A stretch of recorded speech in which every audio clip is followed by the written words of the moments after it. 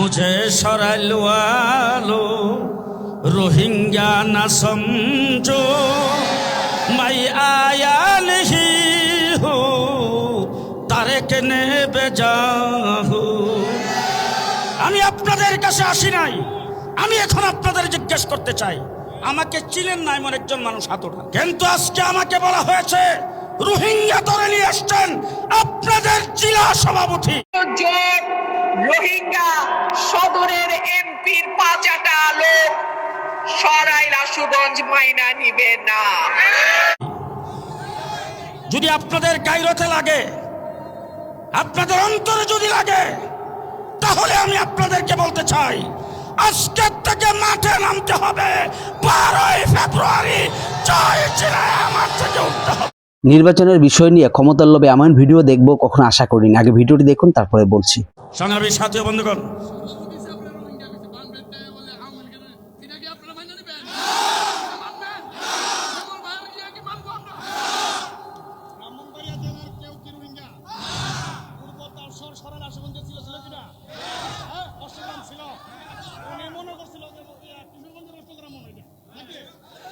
ব্রাহ্মণবাড়িয়ার যার জন্মগ্রহণ করে কেউ রোহিঙ্গা না, স্থানীয় সন্তান। সুতরাং হুজুরকে এই সরাইলের আশুগঞ্জের সন্তান হিসেবে, তারেক রহমানের প্রার্থী হিসেবে খেজুর কাছে নির্বাচিত করতে হবে। এই বক্তব্যের জবাব ইনশাল্লাহ আমরা আবার করে দেব। শেষ কথা আপনাদের সামনে বলতে চাই, শহীদ প্রেসিডেন্ট জিয়াউর রহমান বিএনপির প্রতিষ্ঠাতা, তিনি দেশের সাথে, দেশের কোনো মানুষের সাথে মুনাফিকি করেন নাই। জনাব 3 বারের সাবেক প্রধানমন্ত্রী, সফল 3 বারের সাবেক প্রধানমন্ত্রী দেশনেত্রী বেগম খালেদা জিয়া, তিনি বলেছেন এ দেশ আমার, এই মাটি আমার, আমি দেশের জনগণের সাথে থাকবো, বিদেশে আমার কোনো ঠিকানা নাই। সুতরাং তিনিও কারোর সাথে মুনাফিকি করেন নাই, যেটার প্রমাণ হয়েছে উনি অসুস্থ হওয়ার পরে এবার কি আর হাসপাতালের সামনে, তিনি ইন্তেকালের পরে জানাজার ময়দানে। আজকে আপনাদের সামনে পরিষ্কার বলতে চাই, এইখানে অনেক নেতৃবৃন্দ আছে, আমার শিপন ভাই, উনি জনাব তারেক রহমান সাহেবের সাথে সাক্ষাৎ করে কথা বলে এসেছেন, আরো হয়তো অনেকের সাথে সাক্ষাৎ হতে পারে, সামনে হবে।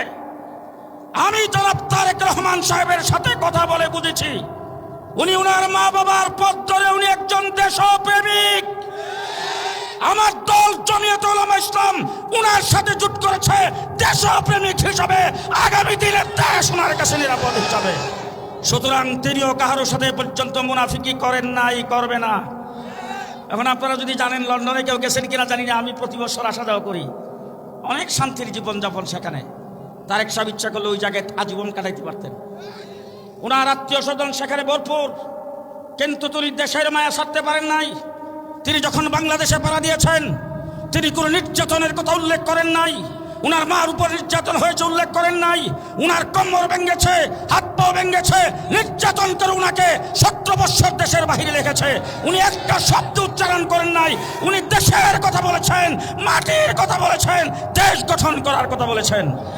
সুতরাং আমরা আগামী দিনে তারেক রহমানের নেতৃত্বে দেশটাকে গঠন করতে চাই।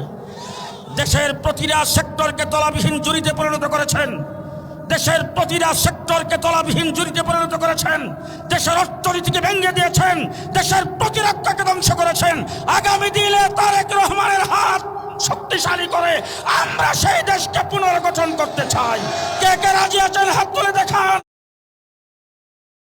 যাই হোক দর্শক মন্ডলী, কথাগুলো শুনতে পারলেন, আপনার কাছে কেমন মনে হলো অবশ্যই কমেন্ট করে জানাবেন। ভিডিওটি ভালো লাগলে লাইক এবং শেয়ার করবেন। তো সম্পূর্ণ ভিডিওটি কন্টিনিউ করার জন্য আপনাকে অসংখ্য ধন্যবাদ। তো সবাই ভালো থাকবেন, সুস্থ থাকবেন। আসসালামু আলাইকুম ওয়া রাহমাতুল্লাহি ওয়া বারাকাতুহু।